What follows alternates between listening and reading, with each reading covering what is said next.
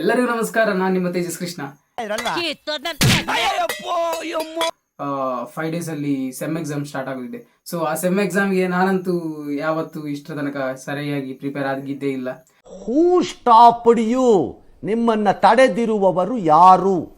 So ಏನಿದ್ರು ಒಂದು average ಮಾರ್ಕ್ಸೇ ಬರ್ತಿತ್ತು. ಸೊ ನಾನು ಈ ವಿಡಿಯೋಕ್ಕೋಸ್ಕರನೇ ಚೆನ್ನಾಗಿ ಓದ್ತಾ ಇದ್ದೀನಿ. ಸೊ ಈ ಒಂದು ಅದ್ಭುತವಾದ ಕ್ಷಣಕ್ಕೆ ಭಾರತವೇ ಸಾಕ್ಷಿಯಾಗಿದೆ. ಸೊ ಇನ್ನು ಒಂದು 2-3 days ಅಲ್ಲಿ ಏನೋ ಪ್ರಾಕ್ಟಿಕಲ್ಸ್ ಇದೆ, ಲ್ಯಾಬ್ ಪ್ರಾಕ್ಟಿಕಲ್ಸ್. ಸೊ ನಾನು ಯಾವಾಗಲೂ ಲ್ಯಾಬ್ ಪ್ರಾಕ್ಟಿಕಲ್ಸ್ಗೆ ನಾನು ಒಂದು 1 day ಬಿಫೋರ್ ಎಲ್ಲ ಓದ್ತಾ ಇದ್ದೆ. ಎವ್ರಿ ಎಕ್ಸಾಮ್ಸ್ಗೂ ಹಾಗೆ 1 day ಬಿಫೋರೇ ಓದ್ತಾ ಇದ್ದೆ.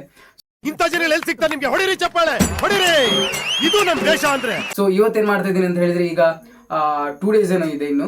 ಸೊ ಇವತ್ತಿಂದ ಓದಲಿಕ್ಕೆ ಸ್ಟಾರ್ಟ್ ಮಾಡ್ತಾ ಇದ್ದೀನಿ. ಸೊ ಈಗ ಮಾರ್ನಿಂಗ್ ಆಗಿದೆ. ಫಸ್ಟ್ ಆರ್ ಪ್ರೋಗ್ರಾಮಿಂಗ್ ಎಕ್ಸಾಮ್ ಇದೆ, ಲ್ಯಾಬ್ ಎಕ್ಸಾಮ್. ಸೊ ಅದರಲ್ಲಿ 8+7 15 ಪ್ರೋಗ್ರಾಮ್ಸ್ ಇದೆ. ಸೊ 15 ಪ್ರೋಗ್ರಾಮ್ಸ್ ಅನ್ನು ಪಾರ್ಟ್ ಮಾಡಿ ಎಲ್ಲ ಓದ್ಕೊಳ್ಳೋಣ. ಸೊ ನಾನು ಮೊದ್ಲೇನ್ ಮಾಡ್ತಾ ಇದ್ದೀನಿ ಅಂತ ಹೇಳಿದ್ರೆ, ಪಾರ್ಟ್ ಎ ಅಲ್ಲಿ ಏನಿದೆ ಬರೀ ಅದನ್ನ ಮಾತ್ರ ಓದ್ಕೊಂಡು ಹೋಗ್ತಾ ಇದ್ದೆ. ಸೊ ಅದ್ರಲ್ಲಿ ಪಾಸ್ ಆದ್ರೆ ರೆಕಾರ್ಡ್ ಇದ್ದ 5 ಮಾರ್ಕ್ಸ್ ಸಿಕ್ಕಿ ಹೇಗೋ ಪಾಸ್ ಆಗ್ತಿತ್ತು. ಸೊ ಈ ಸರ್ತಿ ಏನ್ ಮಾಡ್ತಾ ಇದ್ದೀನಿ ಅಂತ ಹೇಳಿದ್ರೆ, ಸೊ ರೆಕಾರ್ಡ್ ಇದು 2 ಕಡೆ ಕರೆಕ್ಟ್ ಆಗಿ ಓದ್ತಿದೆ. ಅಯ್ಯೋ, ಪಾಸ್ಪೋರ್ಟ್ ಸೈಜ್ ಎಷ್ಟು ಮುದ್ದಾ ಕಾಣಿಸ್ತೀವಿ.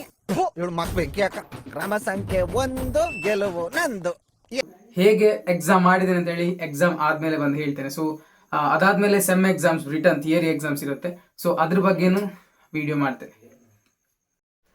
ಬೆಳಿಗ್ಗೆ ಚೆನ್ನಾಗಿ ಓದ್ಬೇಕು ಅಂತಿತ್ತು. ಚಹಾ ಕುಡ್ದಾದ್ಮೇಲೆ ಸ್ವಲ್ಪ ನಿದ್ದೆ ಬಂತು ಅಂತ ಮಲಗಿದೆ. ಮಧ್ಯಾಹ್ನ ಗಟ್ಟಿ ನಿದ್ದೆ ಬಂದ್ಬಿಡ್ತು.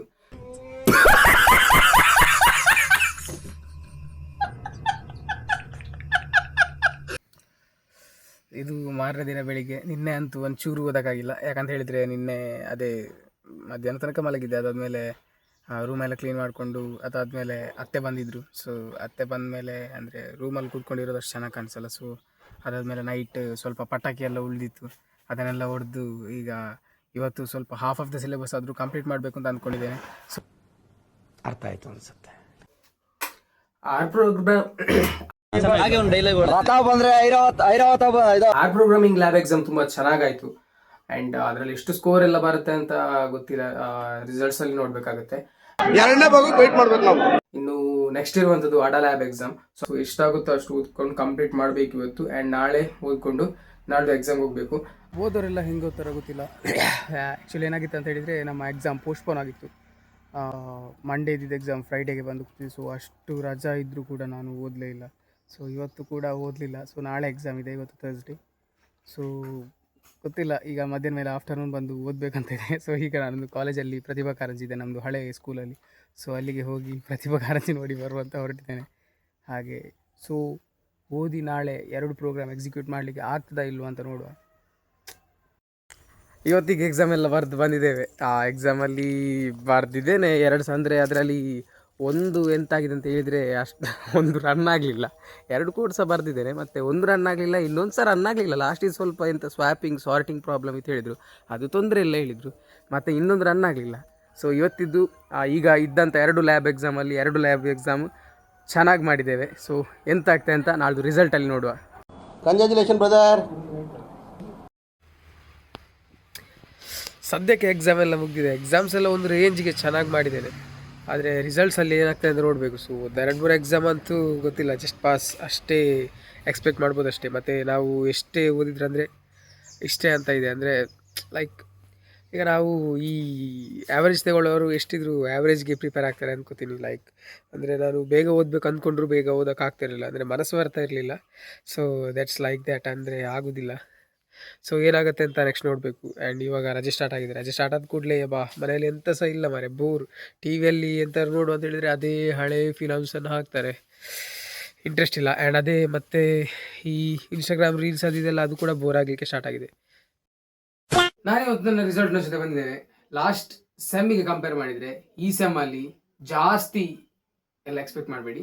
ನಮ್ಮ ದೇಶ ರೀ, ನಾವು ಕೊಟ್ಟಿರೋ ದೇಶ ಇದು. 0.5 ಅಷ್ಟು ಕಮ್ಮಿ CGPA ಬಂದಿದೆ.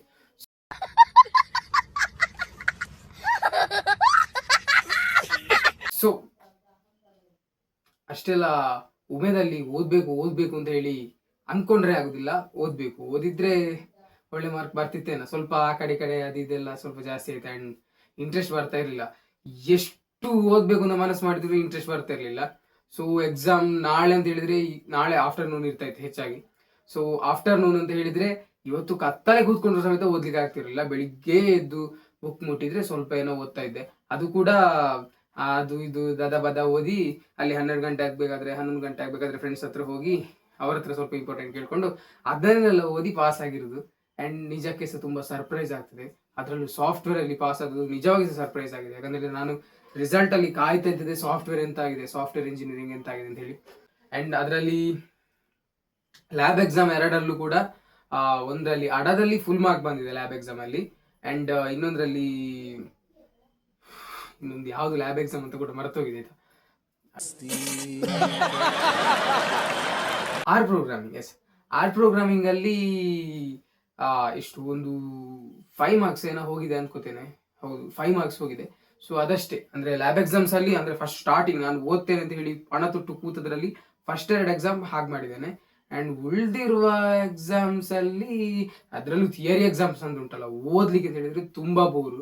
ಅಂದ್ರೆ ಅಷ್ಟು ನಾನು ಫಸ್ಟಿಗೆ ಪಣ ತೊಟ್ಟು ಕೂತಷ್ಟು ಎಲ್ಲ ಮಾರ್ಕ್ ತೆಗಿಲಿಕ್ಕೆ ಆಗಿಲ್ಲ, ಇಷ್ಟು ಬಂದಿದೆ. ಅಂಡ್ ಇನ್ನೊಂದು ವಿಷಯ, ನಾವು ಓದ್ಲಿಕ್ಕೆ ಅಂತ ಕೂತ್ರೆ ಎಂತ ಎಲ್ಲ ಇದೆಲ್ಲ ಬಿಟ್ಟು ಹೀಗೆ ಕೂತ್ಕೊಳ್ಬೇಕಷ್ಟೇ. ಹೇಗೆ ಓದ್ತಾರೆ ಅಂತ ಗೊತ್ತಿಲ್ಲ. ಈ ಓದುವವರು ಸ್ಕೋರ್ ಮಾಡೋರು ಹೇಗೆ ಓದ್ತಾರೆ.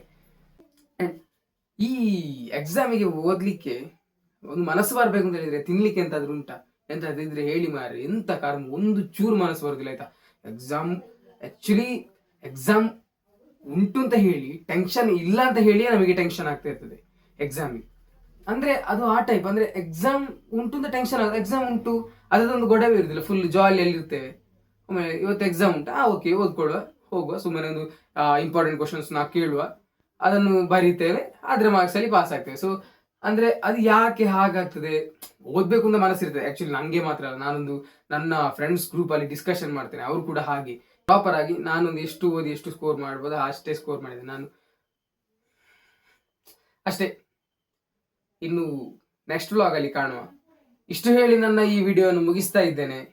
Signing off, Tejas Krishna.